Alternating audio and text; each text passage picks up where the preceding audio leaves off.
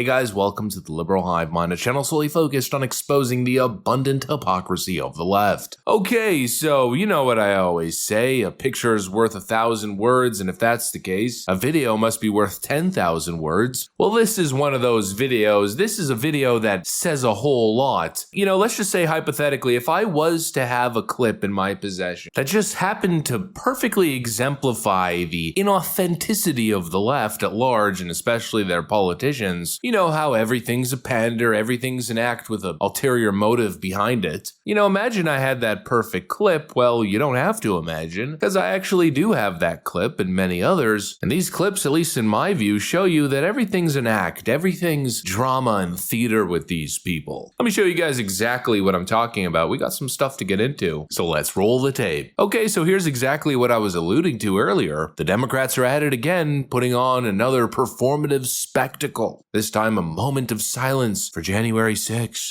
Wherever we were that day, whether we were on the floor, whether we were carrying a camera or a microphone, whether we were in uniform, protecting those whom we serve, whomever we were, whomever we find ourselves to be today, we ask that you would in some way transform our memories, that the blessing that we would have would be to be the reminder of the calling to which you have called us, to serve you carefully and faithfully, to deal with all that comes across the threshold, enemies within, enemies from without our own country.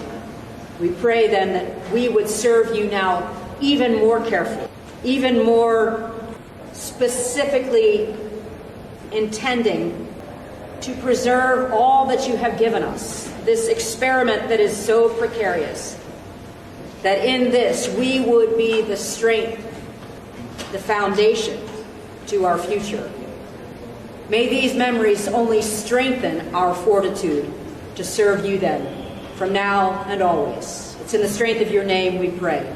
It's just so fake and cringe. They just can't help themselves, the exaggeration, the drama. It's honestly grotesque, and at this point, I think it's almost beyond parody. Of course, they're trying to present themselves as sincere, almost like they want to create a January 6th Remembrance Day. How utterly ridiculous. But let's be totally real here. This isn't about remembering or honoring anyone. It's about creating a photo op. It's for the base, for the media, and of course, for their own damn egos. It's the same kind of empty, performative theater that we've seen from Democrats time and time again. Remember when all those Democrats donned that African kente cloth and kneeled for BLM? Yeah, it's basically par for the course, same exact thing. It's as fake as it gets, it's all about optics and never about substance. But honestly, at the core of all of it seems to always be ego. It's always about the Democrats staging themselves almost like an actor, like a hero in a play. Like that famous Alexandria Ocasio-Cortez moment, her famous parking lot photo op during the time she was trying to convince the American people that Border Patrol detention camps were concentration camps. There's always an exaggerated story that the Democrat usually writes themselves, and of course they cast themselves as the main actor. In AOC's case, Trump was literally Hitler and he had concentration camps at the southern border, and I don't know, parking lots were racist or something, and AOC was the modern day Rosa Parks in the parking lot ready for her historic moment. And in this case, with Chuck Schumer and his Democrat friends, January 6th was the worst day in American history. An insurrection, the day democracy died, and Chuck Schumer casts himself in a lead role. How utterly ridiculous. And of course, as we know, the Democrats love to frame themselves as the party of morality and compassion, but the reality is, every move they make seems to be scripted or rehearsed, always designed for maximum media coverage. Yeah, maybe that explains why Nancy Pelosi showed up on January 6th in 2021 with a freaking documentary film crew. And now we're stuck here, I guess, wondering, asking the question, well, why does no one take these people seriously anymore? Well, I wonder why, huh? Well, the answer to that question is embedded in the video itself that I played earlier. It's the exaggerated drama of it all. They've just turned themselves into a joke. And especially on this issue, trying to paint January 6th as the darkest day in American history, with people like Sonny Hostin just the other day essentially comparing it to slavery. Because January 6th was an atrocity. It was one of the worst moments in American history.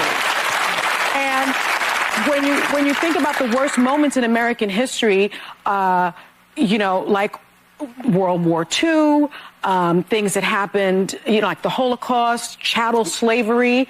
Slavery, I mean, really? That's not just hyperbolic, that's offensive. She compared it to slavery and the Holocaust. That's insane. And of course, we have Kamala Harris, who claimed that January 6th was worse than 9/11. Oh, and just to drag AOC back into this just for fun, let's not forget when she absurdly claimed that Ted Cruz tried to have her murdered back on the 28th of January 2021. I am happy to work with Republicans on this issue where there's common ground, but you almost had me murdered 3 weeks ago, so you can sit this one out, Ted Cruz, she said. Here's your words, here's your words. I was murdered. You were murdered.